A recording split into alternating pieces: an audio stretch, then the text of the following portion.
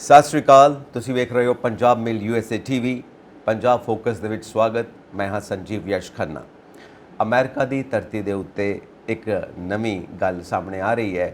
Donald Trump ਸਾਬਕਾ president of America, ਉਹਨਾਂ ਦੇ ਉੱਤੇ ਚੌਥਾ ਕੇਸ ਦਰਜ ਹੋ ਗਿਆ। 3 ਕੇਸ ਪਹਿਲਾਂ ਹੀ ਕ੍ਰਿਮੀਨਲ ਚਾਰजेस ਦੇ ਨਾਲ ਚੱਲ ਰਹੇ ਨੇ, ਚੌਥਾ ਵੀ ਕ੍ਰਿਮੀਨਲ ਚਾਰजेस ਦੇ ਨਾਲ ਉਹਨਾਂ ਦੇ ਉੱਤੇ ਦਰਜ ਹੋ ਚੁੱਕਾ ਹੈ। ਸੰਨ 2020 ਦੀਆਂ ਇਲੈਕਸ਼ਨਸ ਦੇ ਵਿੱਚ ਉਹਨਾਂ ਨੇ ਚੋਣਾਂ ਦੇ ਨਤੀਜਿਆਂ ਨੂੰ ਪਲਟਣ ਦੀ ਕੋਸ਼ਿਸ਼ ਕੀਤੀ। ਉਹਨਾਂ ਦੇ ਹਿਮਾਇਤੀਆਂ ਨੇ, ਪ੍ਰਦਰਸ਼ਨਕਾਰੀਆਂ ਨੇ ਜੋ ਕੁਝ ਕੀਤਾ ਉਹ ਸਾਡੇ ਸਾਰਿਆਂ ਦੇ ਸਾਹਮਣੇ ਹੈ ਤੇ ਉਹਨਾਂ ਦੇ ਉੱਤੇ ਵੀ ਐਕਸ਼ਨ ਹੋਇਆ ਤੇ ਹੁਣ ਲੀਗਲ ਐਕਸ਼ਨ ਹੋ ਰਿਹਾ ਹੈ ਡੋਨਲਡ ਟਰੰਪ ਸਾਹਿਬ ਦੇ ਉੱਤੇ। ਹਾਲਾਂਕਿ ਉਹ ਕਹਿੰਦੇ ਨੇ ਕਿ ਮੈਂ ਨਿਰਦੋਸ਼ ਹਾਂ ਔਰ ਇਹ ਅਮਰੀਕਾ ਦੀ ਹਿਸਟਰੀ ਦੇ ਵਿੱਚ ਪਹਿਲੀ ਵਾਰ ਹੋ ਰਿਹਾ ਹੈ ਕਿ ਇੱਕ ਪ੍ਰੈਜ਼ੀਡੈਂਟ ਦੇ ਉੱਤੇ ਇਸ ਤਰ੍ਹਾਂ ਦੇ ਇਲਜ਼ਾਮਾਤ ਲੱਗ ਰਹੇ ਨੇ ਜਿੱਥੇ ਨੈਸ਼ਨਲ ਸਿਕਿਉਰਿਟੀ ਦੀ ਵੀ ਗੱਲ ਸਾਹਮਣੇ ਆ ਰਹੀ ਹੈ। ਸੋ ਬਾਈਡਨ ਸਾਹਿਬ ਨੂੰ ਟੱਕਰ ਦੇਣ ਦੀ ਕੋਸ਼ਿਸ਼ ਕਰ ਰਹੇ ਨੇ ਸੰਨ 2024 ਦੀਆਂ ਇਲੈਕਸ਼ਨਸ ਦੇ ਵਿੱਚ। ਕਹਿੰਦੇ ਨੇ ਕਿ ਮੈਂ ਜ਼ਰੂਰ ਇਹਨਾਂ ਇਲੈਕਸ਼ਨਸ ਦੇ ਵਿੱਚ ਪਾਰਟਿਸਿਪੇਟ ਹੋਵਾਂਗਾ ਤੇ ਉਹ ਬਹੁਤ ਜ਼ਿਆਦਾ ਉਮੀਦ ਰੱਖਦੇ ਨੇ ਕਿ ਉਹ ਫਿਰ ਤੋਂ ਪ੍ਰੈਜ਼ੀਡੈਂਟ ਆਫ ਅਮਰੀਕਾ ਬਣਨਗੇ। ਹਾਲਾਂਕਿ ਲਾਅ ਵੀ ਉਹਨਾਂ ਨੂੰ ਸਪੋਰਟ ਕਰਦਾ ਹੈ ਤੇ ਉਹ ਦੋਸ਼ੀ ਘੋਸ਼ਿਤ ਹੋ ਵੀ ਜਾਂਦੇ ਨੇ। ਜੇਕਰ ਉਹਨਾਂ ਨੂੰ ਜੇਲ੍ਹ ਹੋ ਵੀ ਜਾਂਦੀ ਹੈ ਤਾਂ ਵੀ ਉਹ ਪ੍ਰੈਜ਼ੀਡੈਂਟ ਦੀਆਂ ਇਲੈਕਸ਼ਨਸ ਲੜ ਸਕਦੇ ਨੇ। ਕਾਨੂੰਨ ਇਸ ਚੀਜ਼ ਦੀ ਇਜਾਜ਼ਤ ਦਿੰਦਾ ਹੈ ਤੇ ਪ੍ਰੈਜ਼ੀਡੈਂਟ ਵੀ ਬਣ ਸਕਦੇ ਨੇ। ਸੋ ਇਹ ਸਾਡਾ ਕਾਨੂੰਨੀ ਚੱਕਰ ਹੈ ਔਰ ਜੋ ਇਹਨਾਂ ਦੀ ਲੀਗਲ ਟੀਮ ਹੈ ਟਰੰਪ ਸਾਹਿਬ ਦੀ, ਉਹਨਾਂ ਦੇ ਉੱਤੇ ਵੀ ਲੀਗਲ ਐਕਸ਼ਨ ਹੋਣ ਵਾਲਾ ਹੈ ਕਿ ਉਹ ਇਹਨਾਂ ਕੰਮਾਂ ਦੇ ਵਿੱਚ ਟਰੰਪ ਸਾਹਿਬ ਦਾ ਸਾਥ ਦਿੰਦੇ ਨੇ। ਸੋ ਕੁੱਲ ਮਿਲਾ ਕੇ ਸਥਿਤੀ ਬਹੁਤ ਜ਼ਿਆਦਾ ਟਰੰਪ ਸਾਹਿਬ ਵਾਸਤੇ, ਜਿਹਨੂੰ ਆਪਾਂ ਕਹਿ ਸਕਦੇ ਹਾਂ, ਜੋਖਿਮ ਭਰੀ ਬਣੀ ਹੋਈ ਹੈ। ਔਰ ਇਹਨਾਂ ਸਾਰੀਆਂ ਸਥਿਤੀਆਂ ਦੇ ਵਿੱਚ ਜੋ ਉਹਨਾਂ ਦਾ ਤੁਸੀਂ ਦੇਖਦੇ ਹੀ ਹੋ ਲਾਈਫ ਸਟਾਈਲ ਹੈ, ਜੋ ਮੂਡ ਹੈ, ਹਮੇਸ਼ਾ ਸੁਰਖੀਆਂ ਦੇ ਵਿੱਚ ਬਣੇ ਰਹਿੰਦੇ ਨੇ। ਹਮੇਸ਼ਾ ਇਹੀ ਕਹਿਣਗੇ ਕਿ ਇਹ ਝੂਠੇ ਇਲਜ਼ਾਮਾਤ ਨੇ, ਮੈਂ ਨਿਰਦੋਸ਼ ਹਾਂ। ਸੋ ਦੇਖੋ ਹੁਣ ਜਨਤਾ ਕੀ ਕਹਿੰਦੀ ਹੈ ਅਮਰੀਕਾ ਦੀ, ਕਿੱਦਾਂ ਉਹਨਾਂ ਨੂੰ ਐਕਸੈਪਟ ਕਰਦੀ ਹੈ। ਤੇ ਉੱਧਰੋਂ ਬਾਈਡਨ ਸਾਹਿਬ ਵੀ ਕਹਿੰਦੇ ਨੇ ਕਿ ਮੈਂ ਦੂਸਰੀ ਵਾਰ ਫਿਰ ਤੋਂ ਇਲੈਕਸ਼ਨਸ ਦੇ ਵਿੱਚ ਆਵਾਂਗਾ, ਪਾਰਟਿਸਿਪੇਟ ਕਰਾਂਗਾ, ਪ੍ਰੈਜ਼ੀਡੈਂਟ ਆਫ ਅਮਰੀਕਾ ਦੇ ਵਾਸਤੇ ਮੈਂ ਵੀ ਚੋਣ ਲੜਾਂਗਾ। ਸੋ ਇਹ ਦੋ ਦਾਅਵੇਦਾਰ ਨੇ। ਉਸ ਤੋਂ ਇਲਾਵਾ ਫਿਰ ਭਾਰਤੀ ਮੂਲ ਦੇ ਵੀ ਕੁਝ ਸਦੱਸ ਨੇ ਜੋ ਪ੍ਰੈਜ਼ੀਡੈਂਟ ਦੀ ਦਾਅਵੇਦਾਰੀ ਕਰਦੇ ਨੇ। ਸੋ ਇਹ ਸਾਰਾ ਕੁਝ ਅਮਰੀਕਾ ਦੀ ਜਨਤਾ ਦੇ ਉੱਤੇ ਹੈ ਕਿ ਕਿਹਨੂੰ ਐਕਸੈਪਟ ਕਰਦੇ ਨੇ ਤੇ ਕਿਹਨੂੰ ਰਿਜੈਕਟ ਕਰਦੇ ਨੇ। ਸੋ ਇਹ 2024 ਦੀਆਂ ਇਲੈਕਸ਼ਨਸ ਦੇ ਵਿੱਚ ਦੇਖਣ ਨੂੰ ਮਿਲੇਗਾ।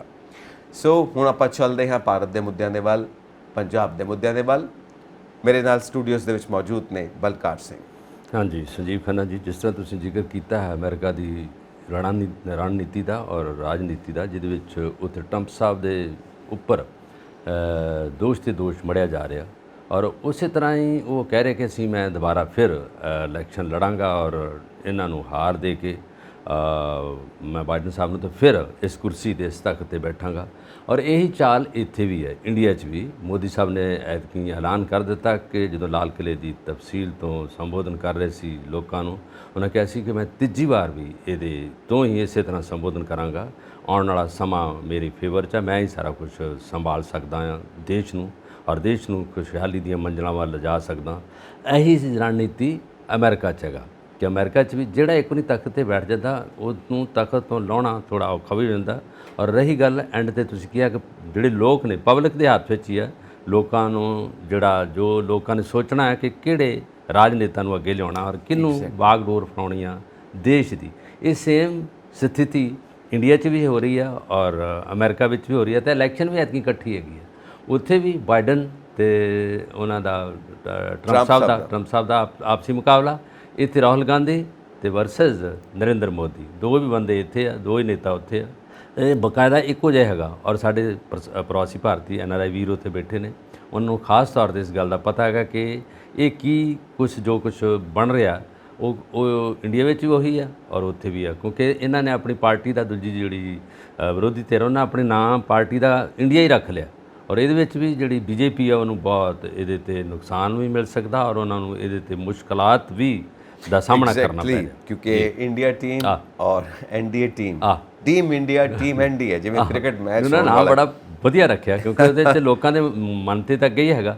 ਹਿੰਦੁਸਤਾਨ ਰੱਖਦੇ ਜਾਂ ਭਾਰਤ ਰੱਖਦੇ ਉਹ ਵੱਖਰਾ ਸੀਗਾ, ਪਰ ਹੁਣ ਉਹਨਾਂ ਨੇ ਇੰਡੀਆ ਰੱਖ ਲਿਆ। ਇੰਡੀਆ ਨਾਲ ਤਾਂ ਅੰਗਰੇਜ਼ ਵੀ ਜੁੜੇ ਆ, ਇੰਡੀਆ ਦੇ ਲੋਕ ਵੀ ਜੁੜੇ ਆ ਔਰ ਪੂਰਾ ਵਿਸ਼ਵ ਜੁੜਿਆ ਇੰਡੀਆ ਦੇ ਨਾਲ। ਸੋ ਇੱਕ ਚੀਜ਼ ਹੋਰ ਵੀ ਸਾਹਮਣੇ ਆ ਰਹੀ ਹੈ, ਜਿਵੇਂ ਇਲੈਕਸ਼ਨਸ ਦੋਵੇਂ ਇਕੱਠੀਆਂ ਨੇ, ਉਵੇਂ ਕੁਝ ਉਹਨਾਂ ਨੂੰ ਇਹਤਿਆਤ ਵੀ ਰੱਖਣੀ ਪੈਣੀ ਹੈ ਜੀ।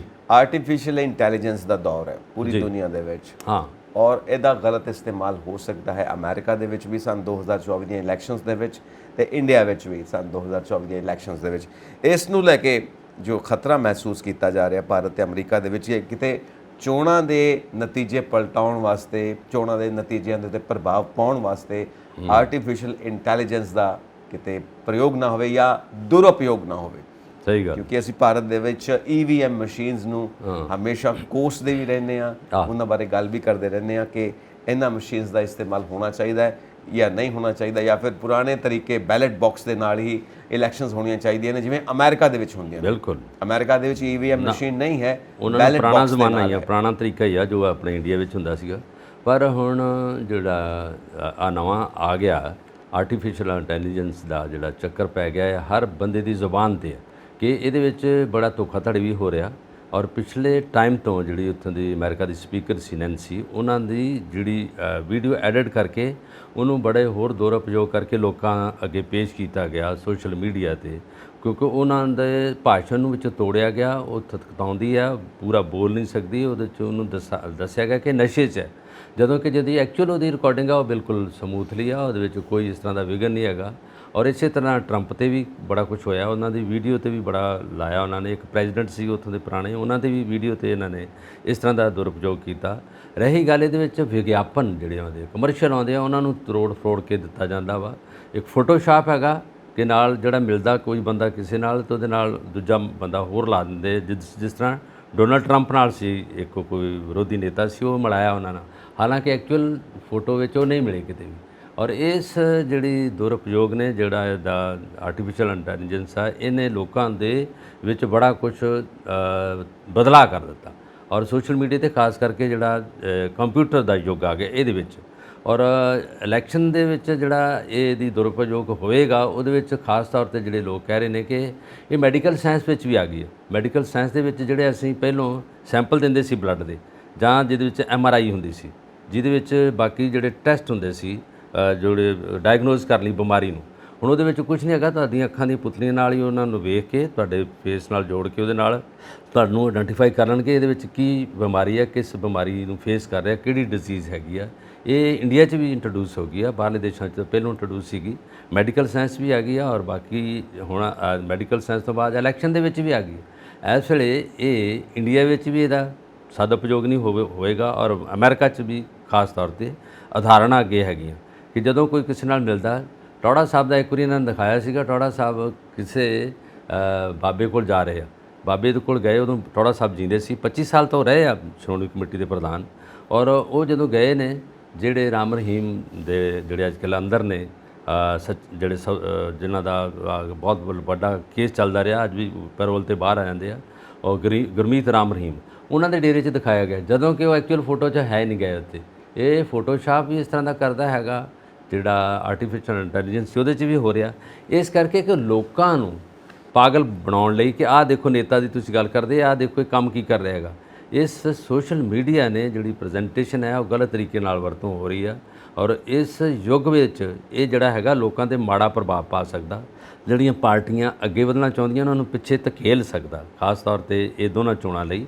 ਔਰ ਚਾਈਨਾ ਵਿੱਚ ਵੀ ਬਹੁਤ ਪ੍ਰਚਲਿਤ ਹੋ ਗਿਆ, ਚਾਈਨਾ ਦੇ ਵਿੱਚ ਵੀ ਹੋ ਗਿਆ ਉਹਨਾਂ ਦੇ, ਕਿਉਂਕਿ ਉਹਨਾਂ ਕੋਲ ਤਾਂ ਅੱਗੇ ਹੀ ਜਿਹੜਾ ਇਲੈਕਟ੍ਰੋਨਿਕਸ ਮੀਡੀਆ ਜਾਂ ਇਲੈਕਟ੍ਰੋਨਿਕਸ ਬਣਦੀਆਂ ਨੇ ਡਿਵਾਈਸ, ਉਹਨਾਂ 'ਚ ਅੱਗੇ ਹੈਗਾ। ਔਰ ਅਮਰੀਕਾ ਦੇ ਵਿੱਚ ਤਾਂ ਪਹਿਲਾਂ ਇੰਟਰੋਡਿਊਸ, ਕਿਉਂਕਿ ਤਾਂ ਉਹ ਨਾਸਾ ਵਰਗੇ ਔਰ ਬਹੁਤ ਵੱਡੇ ਖੋਜ ਹੁੰਦੀਆਂ ਉੱਥੇ, ਤੇ ਸਾਇੰਟਿਸਟ ਬੈਠੇ ਨੇ। ਹੁਣ ਨਾਲ ਲੱਗਦੀ ਜਿਹੜੀ ਵਾਹ ਹੈਗਾ ਇੰਡੀਆ 'ਚ ਵੀ ਆ ਗਿਆ। ਅਜੇ ਪਾਕਿਸਤਾਨ, ਬੰਗਲਾਦੇਸ਼, ਨੇਪਾਲ ਵਗੈਰਾ ਇਹਨਾਂ ਕੰਟਰੀਆਂ 'ਚ ਨਹੀਂ ਹੈਗਾ, ਸਾਡਾ ਦੇਸ਼ ਦੇ ਵਿੱਚ ਹੈਗਾ, ਕਿਉਂਕਿ ਅਸੀਂ ਇਲੈਕਟ੍ਰੋਨਿਕਸ 'ਚ ਬਹੁਤ ਅੱਗੇ ਹਾਂ, ਕੰਪਿਊਟਰ 'ਚ ਵੀ ਬਹੁਤ ਅੱਗੇ ਹਾਂ।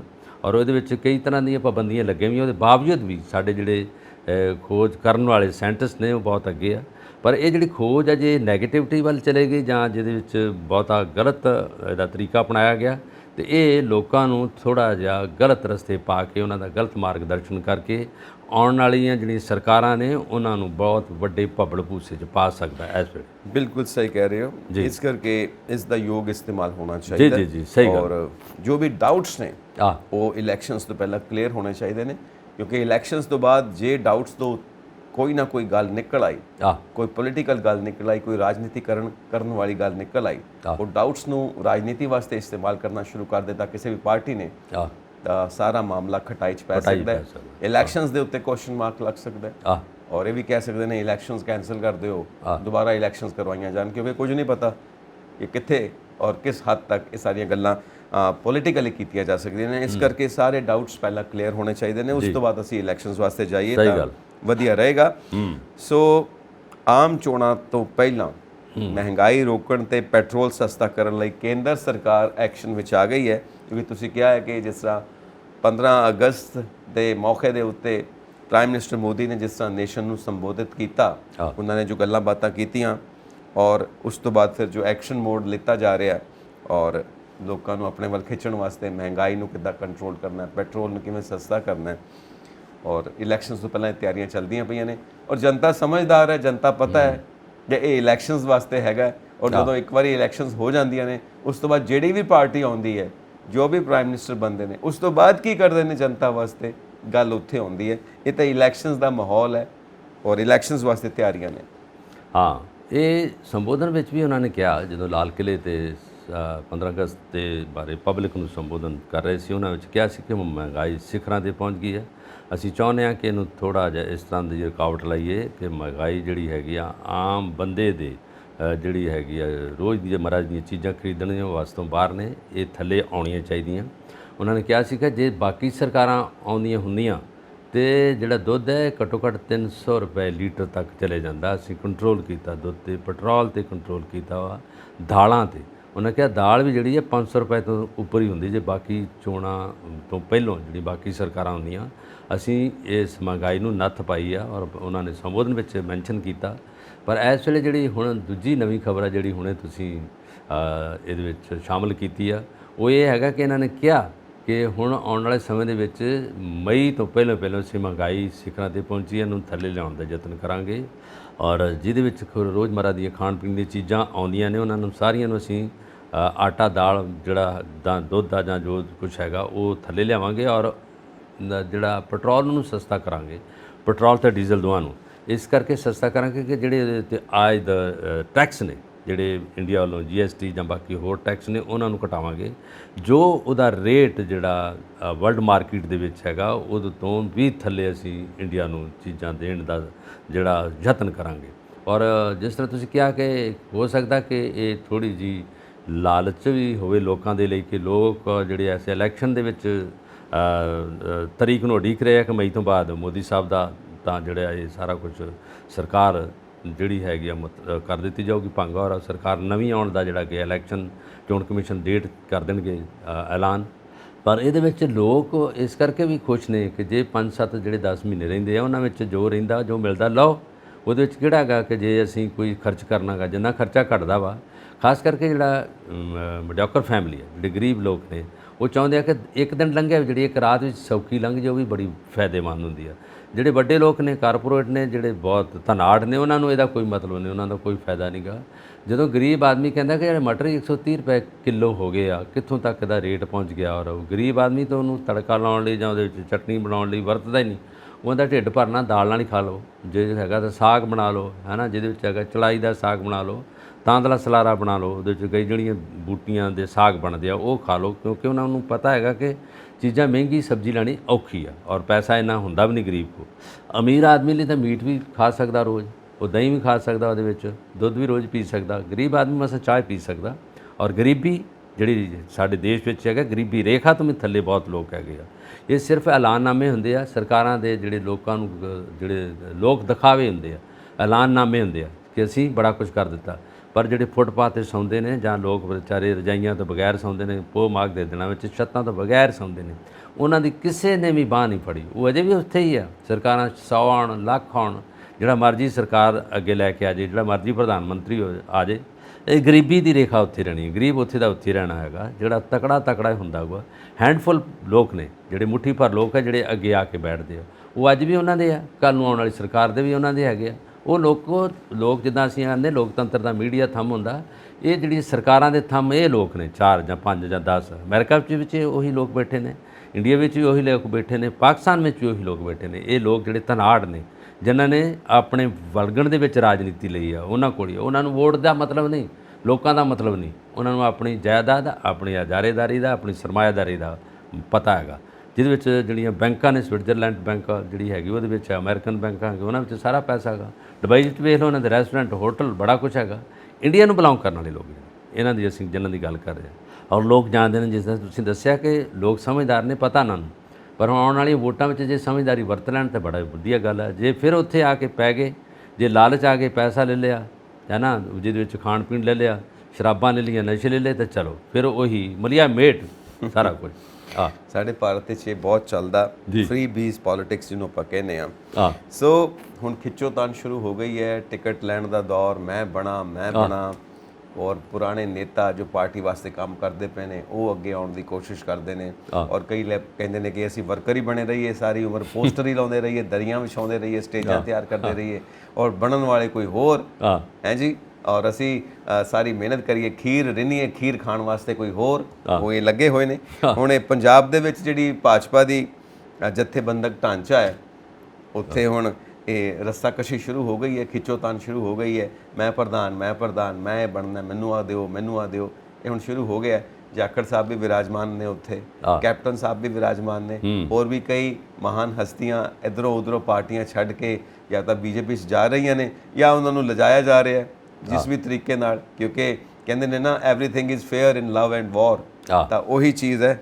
ਹੁਣ ਦੇਖੋ ਭਾਜਪਾ ਦੇ ਵਿੱਚ ਜਿਹੜੀ ਖਿੱਚੋਤਾਣ ਹੈ ਇਹ ਕਿਹੜੇ ਨਤੀਜਿਆਂ ਤੇ ਪਹੁੰਚਦੀ ਹੈ। ਵੈਸੇ ਬੜਾ ਦਿਲਚਸਪ ਹੋਣ ਵਾਲਾ ਹੈ 2024 ਦਾ ਮੁਕਾਬਲਾ ਜੀ। ਕਹਿੰਦੇ ਨੇ ਕਿ ਦੁਨੀਆ ਰੰਗ ਬਦਲ ਦੀ ਦੁਨੀਆ, ਇਹਦੇ ਵਿੱਚ ਕਈ ਤਰ੍ਹਾਂ ਦੇ ਲੋਕ ਨੇ। ਜਿਸ ਤਰ੍ਹਾਂ ਕਹਿੰਦੇ ਨੇ ਕਿ ਘੋੜੇ ਨੂੰ ਸੰਭਾਲਣ ਵਾਲਾ, ਤੁਹਾਨੂੰ ਖਰਕਾ ਫੇਰਨ ਵਾਲਾ, ਤੁਹਾਨੂੰ ਪੱਠੇ ਤੇ ਲੂਸਣ ਪਾਉਣ ਵਾਲਾ ਕੋਈ ਹੋਰ ਹੁੰਦਾ, ਉਹਦੇ ਤੇ ਰਕਾਬ ਦੇ ਵਿੱਚ ਪੈਰ ਪਾ ਕੇ ਚੜ੍ਹ ਕੇ ਉਹਨੂੰ ਅੱਗੇ ਜਿਹੜੀ ਲਗਾਮ ਨਾਲ ਖਿੱਚ ਕੇ ਦੌੜਾਉਣ ਵਾਲਾ ਕੋਈ ਹੋਰ ਹੁੰਦਾ। ਮੱਝਾਂ ਨੂੰ ਪੱਠੇ ਪਾਉਣ ਵਾਲਾ, ਖੁਰਲੀਆਂ ਨੂੰ ਹੂੰਝਣ ਵਾਲਾ ਔਰ ਟੋਕਾ ਚਲਾਉਣ ਵਾਲਾ ਕੋਈ ਹੋਰ ਹੁੰਦਾ, ਤੇ ਦੁੱਧ ਪੀਣ ਵਾਲਾ ਕੋਈ ਹੋਰ ਹੁੰਦਾ। ਇਹ ਸਰਕਾਰਾਂ ਵਿੱਚ ਵੀ ਸਾਰੀ ਉਦਾਹਰਣ ਆ ਗਈ ਆ।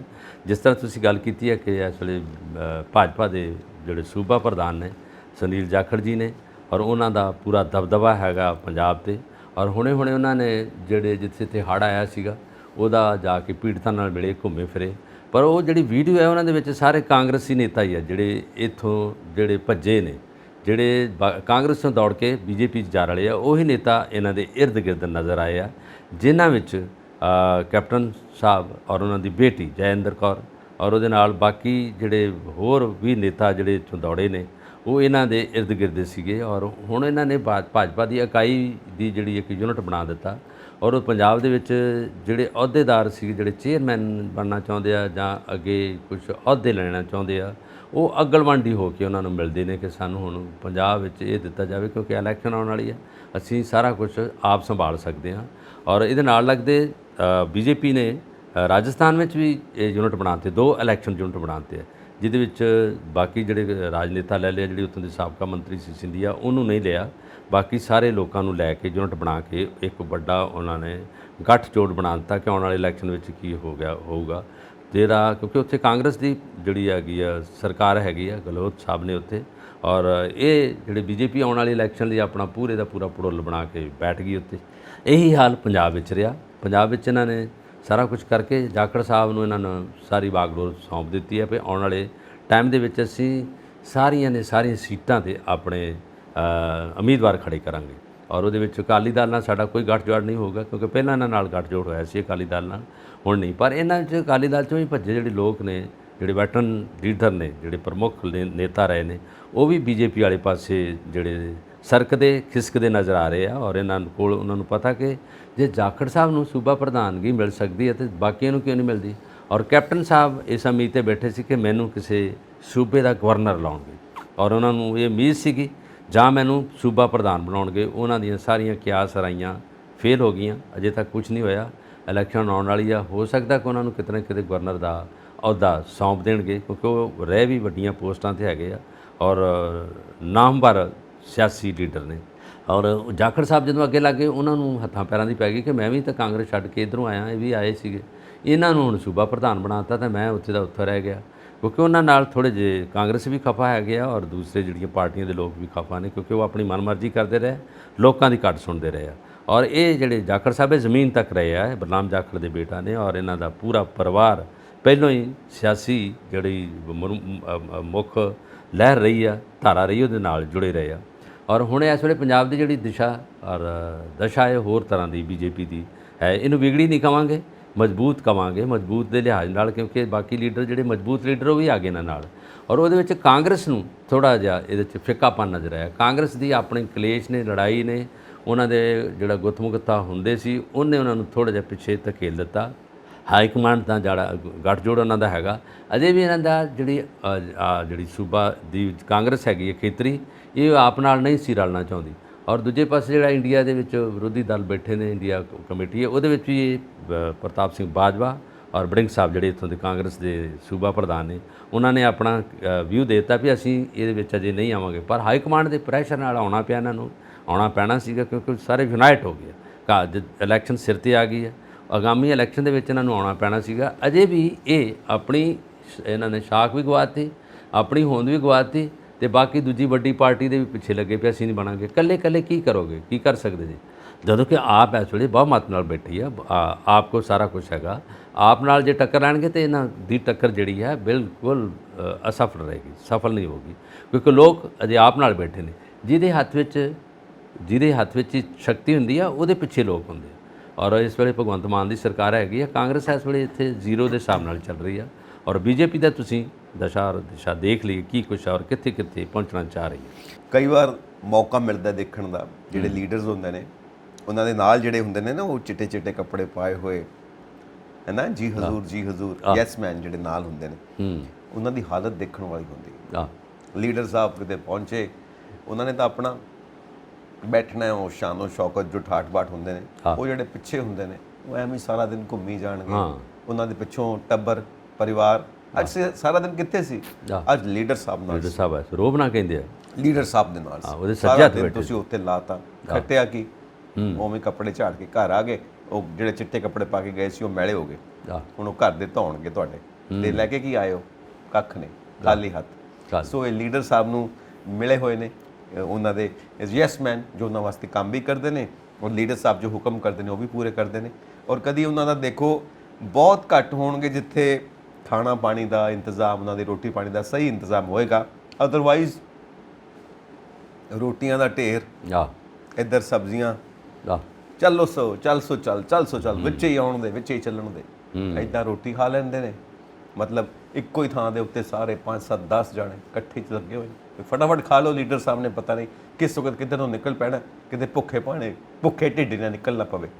ਸੋ ਇਹ ਸਭ ਹਾਲਾਤ ਵੀ ਦੇਖਣ ਨੂੰ ਮਿਲਦੇ ਨੇ। ਇਹ ਅਸਲ 'ਚ ਚੌਧਰ ਦੇ ਭੁੱਖੇ ਲੋਕ ਹੁੰਦੇ ਆ, ਜਿਹੜੇ ਤੁਸੀਂ ਦੱਸਿਆ ਚਿੱਟ ਕੱਪੜੀ ਆ ਕੇ ਬਹਿੰਦੇ, ਸਫੈਦ ਪੋਸ਼ ਵੀ ਇਹਨਾਂ ਨੂੰ ਕਿਹਾ ਜਾ ਸਕਦਾ ਪੰਜਾਬੀ ਵਿੱਚ, ਜਿਹੜੇ ਆ ਕੇ ਬਹਿ ਜਾਂਦੇ ਉੱਥੇ। ਔਰ ਕਈ ਵਾਰੀ ਜੇ ਲੀਡਰ ਨੇ ਕਿਹਾ ਮੈਂ 9 ਵਜੇ ਸਵੇਰੇ ਪਹੁੰਚ ਜੂਗਾ, ਉਹ ਕਿਸੇ ਵੇਲੇ ਇਹ ਸਾਰੇ ਬੈਠੇ ਉੱਥੇ ਆ ਔਰ ਭਾਸ਼ਣ ਆਪ ਕਰ ਰਹੇ ਆ, ਗਾਇਕ ਲਾਏ ਉੱਥੇ ਔਰ ਇੰਟਰਟੇਨਮੈਂਟ ਵੀ ਦੇ ਰਹੇ ਆ, ਤੇ ਲੀਡਰ ਉਦੋਂ ਬਾਅਦ ਕਈ ਵਾਰੀ ਲੱਗਦਾ ਕਿ ਆਉਂਦਾ ਹੀ ਨਹੀਂਗਾ, ਉਹ ਲੀਡਰ ਹੋਰ ਕਿਸੇ ਪਾਸੇ ਚੱਲ ਜਾਂਦਾ, ਜਿਹਨੇ ਆ ਕੇ ਲੋਕਾਂ ਨੂੰ ਸੰਬੋਧਨ ਕਰਨਾ ਦਾ ਆਉਂਦਾ ਹੀ ਨਹੀਂਗਾ, ਫਿਰ ਆਪ ਹੀ ਬੋਲ ਕੇ ਲੋਕਾਂ ਤੋਂ ਮਾਫੀ ਮੰਗ ਕੇ ਚਲੇ ਜਾਂਦੇ ਆ। ਇਲੈਕਸ਼ਨ ਵਿੱਚ ਵੀ ਹੁੰਦਾ, ਔਰ ਇਲੈਕਸ਼ਨ ਵਿੱਚ ਹੋਣਾ ਵੀ ਹੋਣਾ ਹੈਗਾ, ਕਈ ਥਾਈਂ ਨਹੀਂ ਜਾਂਦੇ, ਔਰ ਉਹਨਾਂ ਦੀ ਥਾਂ 'ਤੇ ਹੋਰ ਕੋਈ ਐਮਐਲਏ ਆ ਜਾਂਦਾ। ਔਰ ਘਰਦਿਆਂ ਨੂੰ ਜਿਸ ਤਰ੍ਹਾਂ ਤੁਸੀਂ ਦੱਸਿਆ, ਘਰ ਵਿੱਚ ਹੋਰ ਡਰਾਮਾ ਕਰਦੇ ਆ। ਅੱਜ ਸੱਜੇ ਹੱਥ ਮੈਂ ਲੀਡਰ ਦੇ ਬੈਠਾ ਸੀਗਾ, ਔਰ ਜਦੋਂ ਆਏ ਸੀ ਐਮਪੀ ਸਾਹਿਬ, ਮੈਂ ਉਹਨਾਂ ਨਾਲ ਗੱਲ ਕੀਤੀ, ਉਦੋਂ ਪਹਿਲਾਂ ਮੈਂ ਸੰਬੋਧਨ ਕੀਤਾ, ਔਰ ਫਿਰ ਉਹ ਬੋਲੇ ਤੁਸੀਂ ਵੀਡੀਓ ਦੇਖੋ, ਵੀਡੀਓ 'ਚ ਨਾ ਤਾਂ ਐਮਪੀ ਲੱਭਦਾ ਔਰ ਨਾ ਇਹਨਾਂ ਦੀ ਕੋਈ ਸਪੀਚ ਲੱਭਦੀ, ਤੇ ਨਾ ਇਹ ਸੱਜੇ ਹੱਥ ਬੈਠੇ ਤੇ ਨਾ ਖੱਬੇ ਹੱਥ।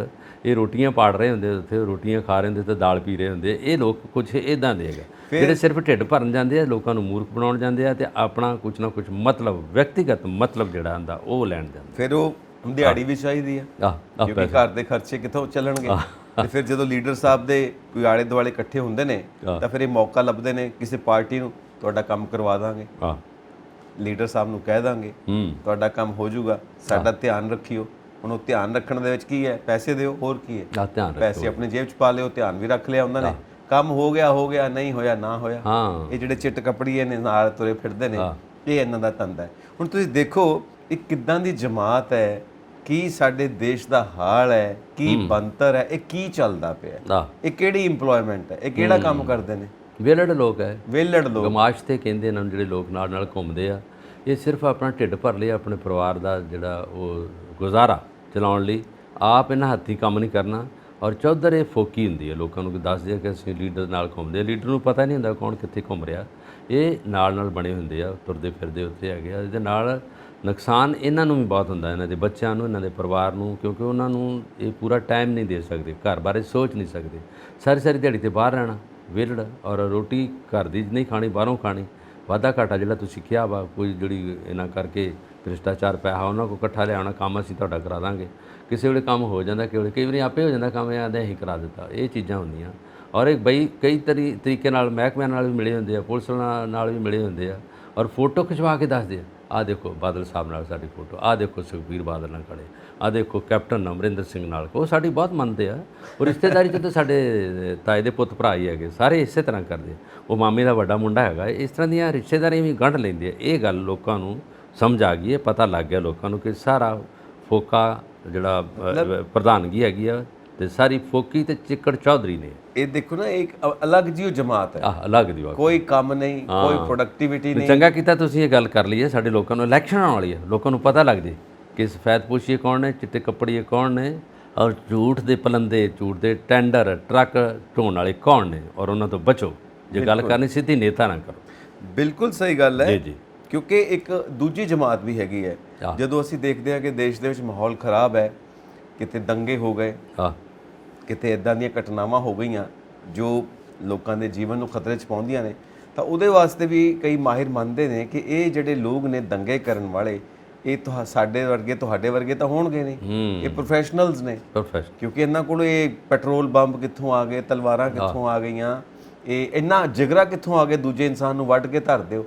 ਆਮ ਲੋਕ ਤਾਂ ਨਹੀਂ ਕਰ ਸਕਦੇ। ਇਹ ਝੂਠੀਆਂ ਖਬਰਾਂ ਫੈਲਾਉਣ ਵਾਲੇ ਵੀ ਆ, ਜਿਹੜਾ ਸੋਸ਼ਲ ਮੀਡੀਆ ਤੇ ਤੁਸੀਂ ਬੋਲਦੇ ਕਈ ਦੇਖਦੇ ਜੇ ਨਾ, ਉਹ ਕਹਿੰਦੇ ਬਚੋ ਬਚੋ ਇਹਨਾਂ ਚੀਜ਼ਾਂ ਦਾ ਬਚੋ। ਜਿਹੜੇ ਤੁਹਾਡੇ ਨਾਲ ਇੱਕ ਫੋਨ ਤੇ ਗੱਲ ਕਰਨਾ ਚਾਹ ਰਹੇ ਆ, ਫੋਨ ਨਾਲ ਦੇ ਵੀ ਮੇਰਾ ਫੋਨ ਗਵਾਚ ਗਿਆ, ਮੈਨੂੰ ਭਾਜੀ ਜਰਾ ਮੋਬਾਈਲ ਦੇ ਦਿਓ, ਮੋਬਾਈਲ ਤੇ ਮੈਂ ਗੱਲ ਕਰਕੇ ਉਹਨਾਂ ਨੂੰ ਪਤਾ ਕਰ ਲਾਂ ਖੁੱਲ੍ਹਾ ਤਾਂ ਨਹੀਂ ਫੋਨ।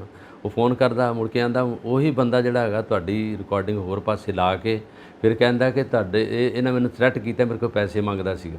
ਉਹ ਬੰਦੇ ਜਿਹੜੇ ਲੋਕਾਂ ਨੂੰ ਬੇਵਕੂਫ ਬਣਾਉਂਦੇ ਆ, ਮੀਡੀਆ ਦੇ ਰਾਹੀਂ ਆਪਣਾ ਜਿਹੜੀ ਗੱਲਾਂ ਕਰਕੇ ਪੋਸਟਾਂ ਪਾ ਕੇ, ਮੀਡੀਆ ਤੇ ਵੀ ਬੈਠੇ ਹੈ ਔਰ ਮਹਿਕਮਿਆਂ 'ਚ ਵੀ ਬੈਠੇ ਹੈ, ਪੁਲਿਸ ਦੇ ਅੱਗੇ ਵੀ ਬੈਠੇ ਹੈ, ਹਰ ਅੱਗੇ ਜਗ੍ਹਾ ਤੇ ਬੈਠੇ ਆ ਤੁਹਾਨੂੰ ਲੋਕਾਂ ਨਾਲ ਮਿਲਾਉਣ ਲਈ।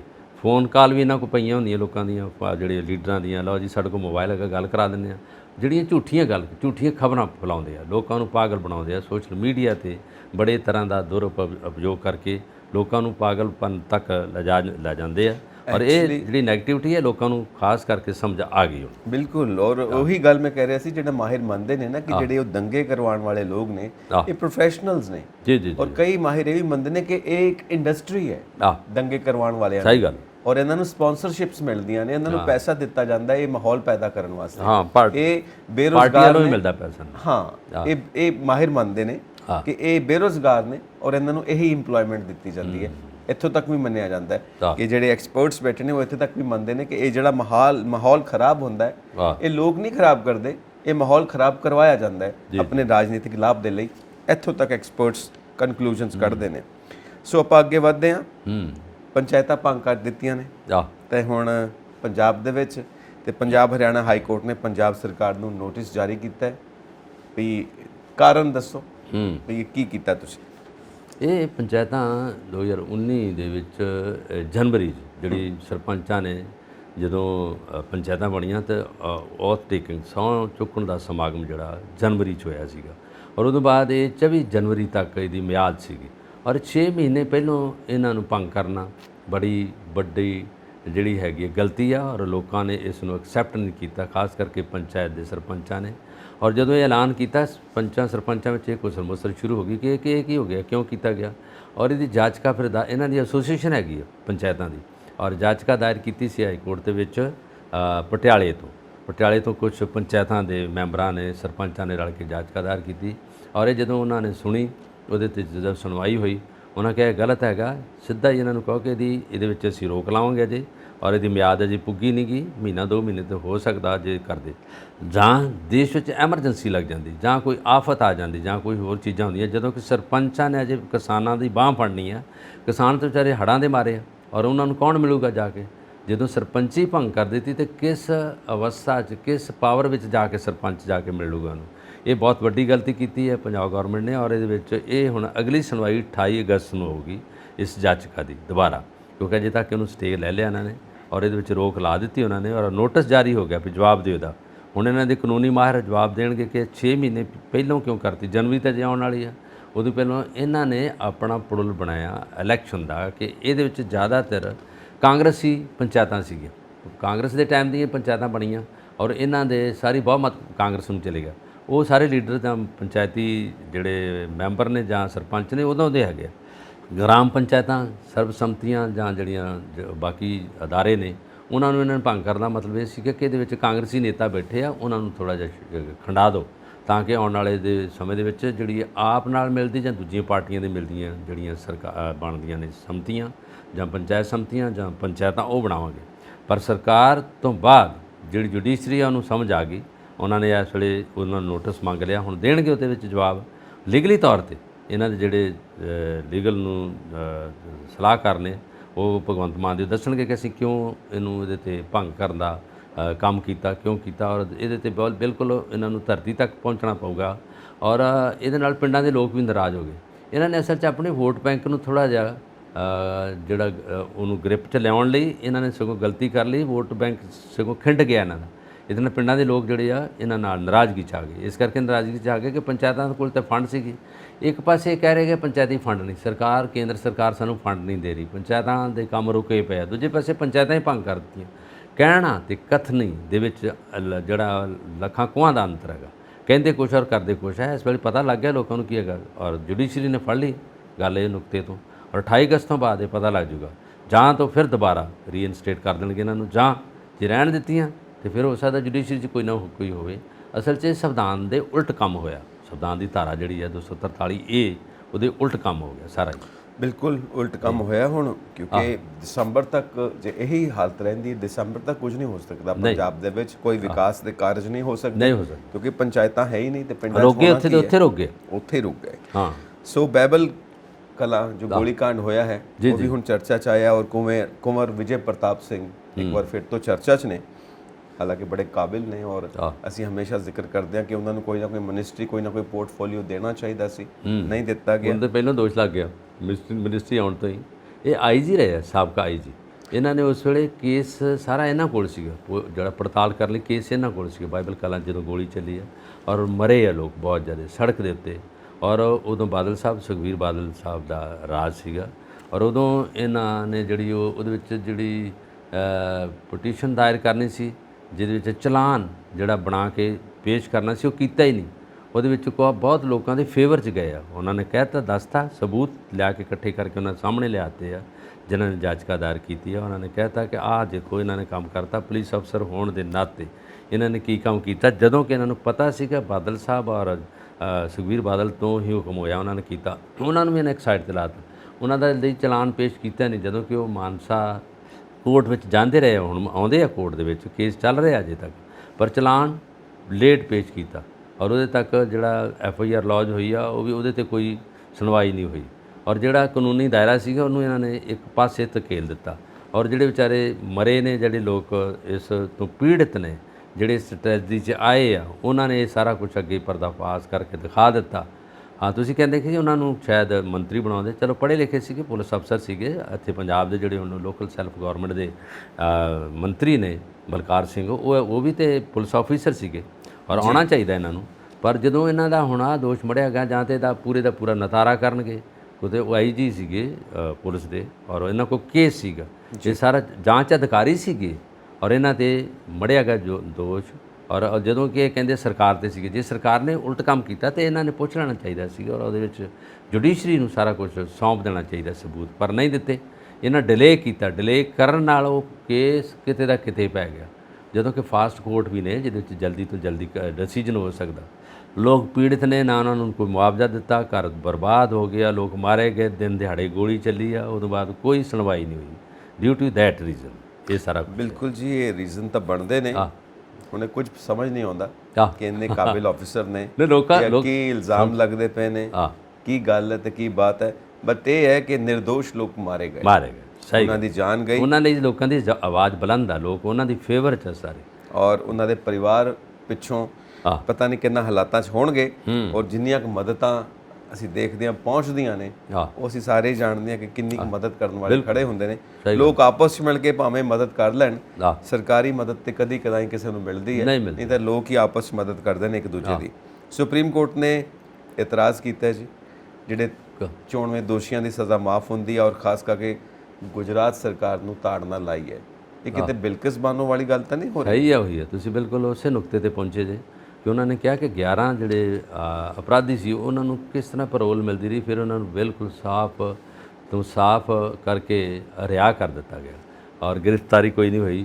ਉਹਦੇ ਵਿੱਚ ਉਹਨਾਂ ਨੇ ਕਿਹਾ 2002 ਦੀ ਗੱਲ ਹੈ, ਜਦੋਂ ਮਾਰਚ 2002 ਚ ਰੇਪ ਕੇਸ ਸੀਗਾ ਔਰ ਇਹਨਾਂ ਨੇ ਕਿਹਾ ਕਿ ਜਿੰਨੇ ਵੀ ਪੈਂਡਿੰਗ ਕੇਸ ਨੇ ਉਹਨਾਂ ਨੂੰ ਪੂਰੇ ਦਾ ਪੂਰਾ ਸੁਣਨਾ ਚਾਹੀਦਾ, ਸਿਲੈਕਟਡ ਕੇਸ ਅੱਗੇ ਲਿਆਉਣੇ ਚਾਹੀਦੇ ਆ ਔਰ ਹਾਈ ਕੋਰਟ ਨੇ ਜਿਹੜਾ ਫੈਸਲਾ ਲਿਆ ਬਿਲਕੁਲ ਨਿਰਾਧਾਰ ਗਲਤ ਹੈਗਾ ਔਰ ਗੁਜਰਾਤ ਸਰਕਾਰ ਨੂੰ ਸ਼ਾਇਦ ਇਸੇ ਤਰ੍ਹਾਂ ਦਾ ਨੋਟਿਸ ਜਾਊਗਾ ਜੋ ਪੰਜਾਬ ਸਰਕਾਰ ਨੂੰ ਹੁਣ ਪੰਚਾਇਤਾਂ ਭੰਗ ਕਰਕੇ ਮਿਲਿਆ ਔਰ ਉਹਦੇ ਵਿੱਚ ਇਹਨਾਂ ਨੇ ਕਹਿਤਾ ਕਿ ਬਿਲਕਿਸ ਬਾਨੋ ਦਾ ਜਿਹੜਾ ਕੇਸ ਸੀ, ਰੇਪ ਕੇਸ ਸੀਗਾ, ਦਿਨ ਦਿਹਾੜੇ ਜੋ ਅਪਰਾਧ ਹੋਏ ਆ ਉਹਦੇ ਵਿੱਚ ਉਹਦਾ ਬੱਚਾ ਵੀ ਮਰ ਗਿਆ, ਬੱਚਾ ਪੇਟ ਸੀਗਾ ਉਹ ਵੀ ਮਰ ਗਿਆ ਔਰ ਬਾਕੀ ਉਹਨਾਂ ਦੀ ਫੈਮਿਲੀ ਮਾਰ ਦਿੱਤੀ ਗਈ ਆ।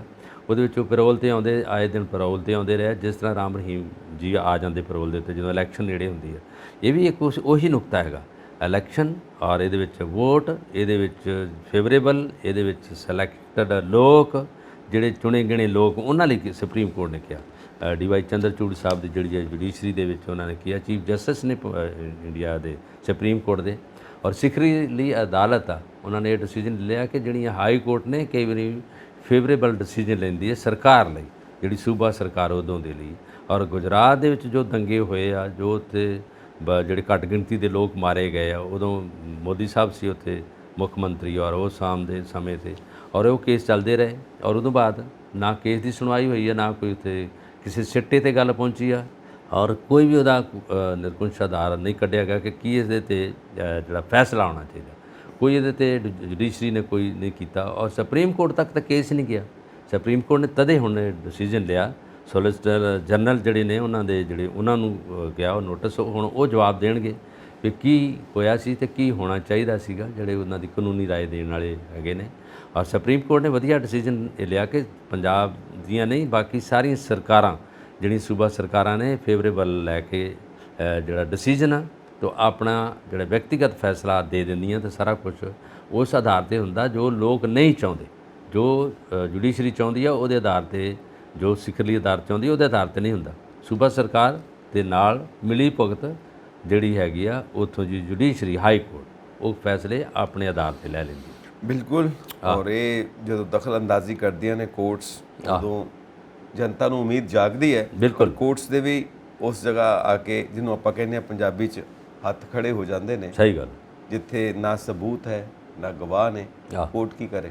ਸਹੀ ਗੱਲ। ਕੋਰਟ ਸਬੂਤਾਂ ਤੇ ਗਵਾਹਾਂ ਦੇ ਉੱਤੇ ਟਿਕੀ ਹੋਈ ਹੈ। ਹਾਂ। ਹੁਣ ਜਿਹੜੇ ਜਿੱਦਾਂ ਮਾਹੌਲ ਹੈ ਸਾਰਾ ਔਰ ਕਈ ਲੋਕ ਮੰਨਦੇ ਵੀ ਨੇ ਔਰ ਬੜੇ ਜਿਹੜੇ ਮੋਤਬਰ ਲੋਕ ਨੇ ਉਹ ਮੰਨਦੇ ਨੇ ਕਿ ਜਦੋਂ ਸਬੂਤ ਤੇ ਗਵਾਹ ਨਾ ਰਹਿਣ ਜਾਂ ਨਾ ਰਹਿਣ ਦਿੱਤੇ ਜਾਣ ਤਾਂ ਫਿਰ ਫੈਸਲਾ ਕਿੱਦਾਂ ਹੋਵੇ? ਗੱਲ ਤਾਂ ਸਾਰੀ ਇਹ ਹੈ। ਸਹੀ ਗੱਲ। ਕਈ ਵਾਰ ਜਿਹੜੇ ਗਵਾਹ ਹੁੰਦੇ ਨੇ ਉਹ ਮੁੱਕਰ ਜਾਂਦੇ ਨੇ, ਗਵਾਹ ਚਲੇ ਜਾਂਦੇ ਨੇ ਔਰ ਕਈ ਵਾਰ ਅਸੀਂ ਦੇਖਿਆ ਕਿ ਗਵਾਹ ਮਾਰੇ ਵੀ ਗਏ ਔਰ ਕਈ ਵਾਰ ਸਬੂਤ ਨਹੀਂ ਮਿਲਦੇ ਜਾਂ ਸਬੂਤ ਨਸ਼ਟ ਹੋ ਜਾਂਦੇ ਨੇ, ਖੁਰਦ-ਬੁਰਦ ਕਰ ਦਿੱਤੇ ਜਾਂਦੇ ਨੇ ਤੇ ਫਿਰ ਕੋਰਟ ਕੀ ਕਰੇ? ਕਿਸ ਆਧਾਰ ਦੇ ਉੱਤੇ? ਬਿਲਕੁਲ ਬਿਲਕੁਲ। ਸੋ ਇਹ ਸਭ ਗੱਲਾਂ ਸਾਡੇ ਦੇਸ਼ 'ਚ ਚੱਲਦੀਆਂ ਨੇ, ਜਿਸ ਤਰ੍ਹਾਂ ਸਾਰੇ ਜੋ ਐਕਸਪਰਟਸ ਨੇ ਮੰਨਦੇ ਨੇ। ਸੋ ਕੀ ਕੀਤਾ ਜਾਏ? ਵੈਸੇ ਇੱਕ ਕੇਸ ਹੋਰ ਵੀ ਇਸ ਤਰ੍ਹਾਂ ਦਾ ਹੈਗਾ ਜਿਹੜੀ ਤੁਸੀਂ ਹੁਣੇ ਗੱਲ ਕੀਤਾ, ਇਹ ਆਪਣੇ ਨਾਲ ਦੇ ਸੂਬੇ ਹਰਿਆਣੇ 'ਚ ਵੀ ਹੋ ਗਿਆ, ਜਿਹੜਾ ਸ਼ੋਸ਼ਣ ਕੀਤਾ ਗਿਆ, ਜਿਹੜਾ ਸਰੀਰਕ ਸ਼ੋਸ਼ਣ ਦਾ ਕੇਸ ਸੀਗਾ, ਉਹ ਸੰਦੀਪ ਸਿੰਘ ਮੰਤਰੀ ਸੀਗੇ ਔਰ ਉਹਨਾਂ 'ਤੇ ਕੇਸ ਸੀਗਾ ਔਰ ਉਹ ਕੇਸ ਦੀ ਸੁਣਵਾਈ ਤੋਂ ਪਹਿਲਾਂ ਹੀ ਜਿਹੜਾ ਸਾਰਾ ਕੁਝ ਹੋਇਆ ਉਹਦੇ 'ਤੇ ਹੁਣ ਉਹ ਕੁੜੀ ਜਿਹੜੀ ਸੀ ਕੋਈ ਜੂਨੀਅਰ ਕੋਚ ਸੀਗੀ ਐਥਲੈਟਿਕਸ ਦੀ, ਉਸ ਕੁੜੀ ਨੂੰ ਜਿਹੜਾ ਹੈਗਾ ਹੁਣ ਉਹਨਾਂ ਨੇ ਮੁਅੱਤਲ ਕਰਤਾ ਤੇ ਜੌਬ ਤੋਂ ਉਹਨੂੰ ਸਸਪੈਂਡ ਕਰਕੇ ਘਰ ਭੇਜ ਦਿੱਤਾ।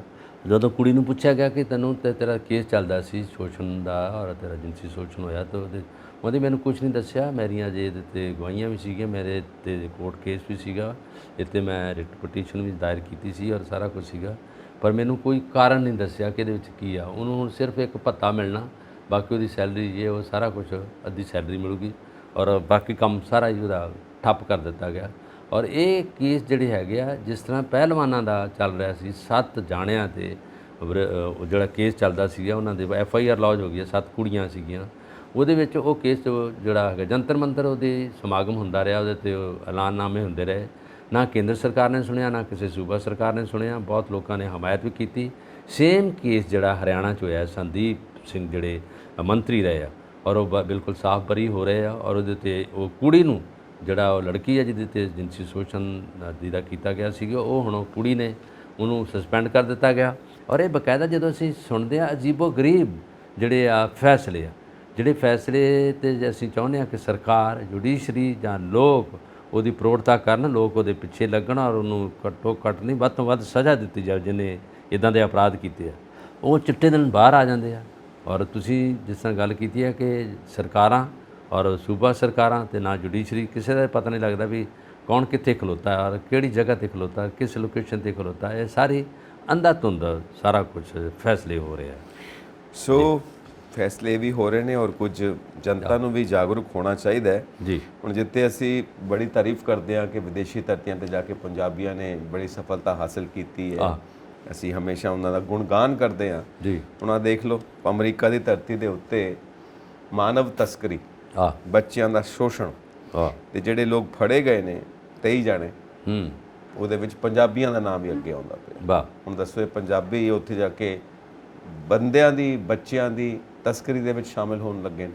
ਵੈਸੇ ਤਾਂ ਜਿਹੜੀ ਗੱਲ ਆਪਾਂ ਕਰਦੇ ਹਾਂ, ਪੰਜਾਬੀ ਚੰਗੇ ਕੰਮ ਲਈ ਵੀ ਅੱਗੇ ਹੁੰਦੇ ਆ ਔਰ ਜਦੋਂ ਵੀ ਇਹਨਾਂ ਦਾ ਹੁੰਦਾ ਮੋਹਰਲੀ ਕਤਾਰ ਵਿੱਚ ਪਤਾ ਲੱਗਦਾ ਵੀ ਪੰਜਾਬੀ ਆ ਗਏ ਆ। ਔਰ ਆ ਜਿਹੜਾ ਹੁਣ ਵਿਸ਼ਾ ਤੁਸੀਂ ਗੱਲ ਕੀਤੀ ਆ ਅਪਰਾਧਕ ਹੈਗਾ, ਜਿਹਦੇ ਵਿੱਚ ਜਿਨਸੀ ਸ਼ੋਸ਼ਣ ਹੋਇਆ ਬੱਚਿਆਂ ਦਾ ਔਰ ਉਹਦੇ 'ਚ ਕਈ ਚੋਰੀਆਂ ਵੀ ਹੋਈਆਂ, ਜਿਹਦੇ 'ਚ 23 ਬੰਦੇ ਗ੍ਰਿਫਤਾਰ ਹੋਏ ਆ। ਔਰ ਉੱਥੋਂ ਦੀ ਪੁਲਿਸ ਜਿਹੜੀ ਹੈਗੀ ਆ, ਪੀਲੀ ਜਿਹੜੀ ਪੁਲਿਸ ਉੱਥੋਂ ਦੀ, ਉਹਨੇ ਜਦੋਂ ਰਿਮਾਂਡ ਲਿਆ ਪਹਿਲਾਂ ਤਾਂ ਉਹਨਾਂ ਨੇ ਸਾਰੇ ਸਬੂਤ ਇਕੱਠੇ ਕੀਤੇ ਆ, ਉਹਨਾਂ ਨੇ ਨਜ਼ਰ ਰੱਖੀ ਇਹਨਾਂ 'ਤੇ ਔਰ ਸਾਰਾ ਕੁਝ ਵੀਡੀਓ ਵੀ ਆ, ਸਬੂਤ ਵੀ ਇਕੱਠੇ ਕਰ ਲਏ ਉਹਨਾਂ ਨੇ। ਫਿਰ ਉਹਨਾਂ ਨੇ ਹੌਲੀ ਹੌਲੀ ਗ੍ਰਿਫਤਾਰੀ ਕੀਤੀ ਇਹਨਾਂ ਦੀ। ਉਹ 'ਚ 23 ਹੈਗੇ ਆ ਇੰਡੀਆ ਦੇ ਹੀ ਹੈਗੇ ਆ, ਜਿਹਦੇ 'ਚੋਂ 5 ਜਿਹੜੇ ਪੰਜਾਬ ਦੇ ਆ। 5 ਵਿੱਚੋਂ ਇਹਨਾਂ ਦੀ ਉਮਰ ਕੋਈ 32 ਸਾਲ ਆ, ਕੋਈ 34 ਸਾਲ ਆ, ਕੋਈ 54 55 ਸਾਲ ਦੇ ਵੀ ਹੈਗੇ ਸਾਰੇ। ਔਰ ਉਹ ਗ੍ਰਿਫਤਾਰ ਹੋ ਗਏ ਸਾਰੇ। ਉਹਨਾਂ ਨੂੰ ਦੇਖ ਲਿਆ ਵੀ ਇਹਨਾਂ ਨੇ ਜਿਹੜਾ ਜਿਨਸੀ ਸ਼ੋਸ਼ਣ ਕੀਤਾ ਬੱਚਿਆਂ ਦਾ ਔਰ ਅਪਰਾਧ ਕੀਤੇ ਆ ਔਰ ਉਹਦੇ ਵਿੱਚ ਬਦਨਾਮ ਕੀਤਾ ਇੰਡੀਆ ਦੀ ਜਿਹੜੀ ਸਾਰਾ ਉਹਨਾਂ ਦਾ ਨੁਹਾਰ ਸੀਗੀ।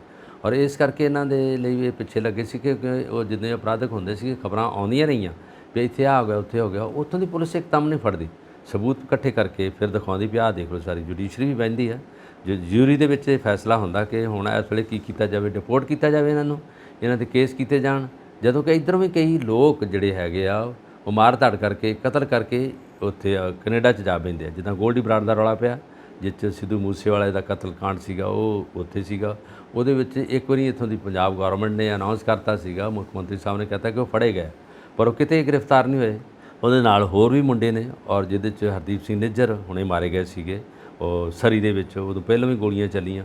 ਇਸ ਤਰ੍ਹਾਂ ਦੇ ਅਪਰਾਧੀ ਲੋਕ ਵੀ ਉੱਥੇ ਜਾ ਕੇ ਲੁਕ ਜਾਂਦੇ ਆ, ਪਰ ਉਹ ਪੁਲਿਸ ਤਦ ਫੜਦੀ ਹੈ ਜੇ ਇੱਥੋਂ ਦੀ ਪੁਲਿਸ ਪੈਰਵਾਈ ਕਰੇ, ਜਦੋਂ ਪੁਲਿਸ ਮੈਨੇਜ ਕਰੇ ਕਿ ਅਸੀਂ ਇਹਨਾਂ ਨੂੰ ਫੜਨ ਆਏ ਹਾਂ। ਜਿਸ ਤਰ੍ਹਾਂ ਆਪਾਂ ਨੀਰਵ ਮੋਦੀ ਤੇ ਦੂਜਿਆਂ ਦੀ ਗੱਲ ਕੀਤੀ, ਇੰਗਲੈਂਡ 'ਚ ਵੀ ਲੋਕ ਬੈਠੇ ਨੇ, ਪਰ ਉਹਨਾਂ ਨੂੰ ਫੜਨ ਲਈ ਤਾਂ ਜਾਣਾ ਚਾਹੀਦਾ, ਨਹੀਂ ਤਾਂ ਫਿਰ ਉੱਥੇ ਸਾਫ਼ ਤੌਰ 'ਤੇ ਬਰੀ ਹੁੰਦੇ ਆ। ਤੇ ਆਹ ਕਿੱਸਾ ਤਾਂ ਤੁਹਾਡੇ ਸਾਹਮਣੇ ਆਏਗਾ ਕਿ 23 ਬੰਦੇ ਫੜ ਕੇ ਉਹਨਾਂ 'ਤੇ ਇਲਜ਼ਾਮ ਲਾ ਦਿੱਤੇ ਹਨ ਸਾਰੇ। ਇਸ ਕਰਕੇ ਕਿਹਾ ਜਾਂਦਾ ਹੈ ਕਿ ਗਏ ਹੋ ਵਿਦੇਸ਼ੀ ਧਰਤੀ ਤੇ ਤਾਂ ਆਪਣੇ ਦੇਸ਼ ਦਾ, ਆਪਣੇ ਸੂਬੇ ਦਾ, ਪਰਿਵਾਰ ਦਾ ਨਾਂ ਰੋਸ਼ਨ ਕਰੋ ਔਰ ਇਦਾਂ ਦੀਆਂ ਕਰਤੂਤਾਂ ਨਾ ਕਰੋ। ਜੀ ਜੀ। ਤੁਸੀਂ ਵੀ ਆਪਣੇ ਵਿਚਾਰ ਸਾਨੂੰ ਇਨਬਾਕਸ ਕਰੋ ਤੇ ਸਾਡਾ ਚੈਨਲ ਪੰਜਾਬ ਮੇਲ USA TV ਸਬਸਕ੍ਰਾਈਬ ਕਰੋ। ਬਲਕਾਰ ਜੀ ਬਾਰ-ਬਾਰ ਟਾਈਮ ਦੇਖ ਰਹੇ ਨੇ, ਟਾਈਮ ਵਾਕਈ ਹੋ ਗਿਆ, ਹੁਣ ਆਪਾਂ ਚੱਲਦੇ ਹਾਂ। ਟਾਈਮ ਹੋ ਗਿਆ, ਸਮਾਂ ਹੋ ਗਿਆ ਸੀਗਾ। ਸਤਿ ਸ਼੍ਰੀ ਅਕਾਲ। ਸਤਿ ਸ਼੍ਰੀ ਅਕਾਲ ਜੀ।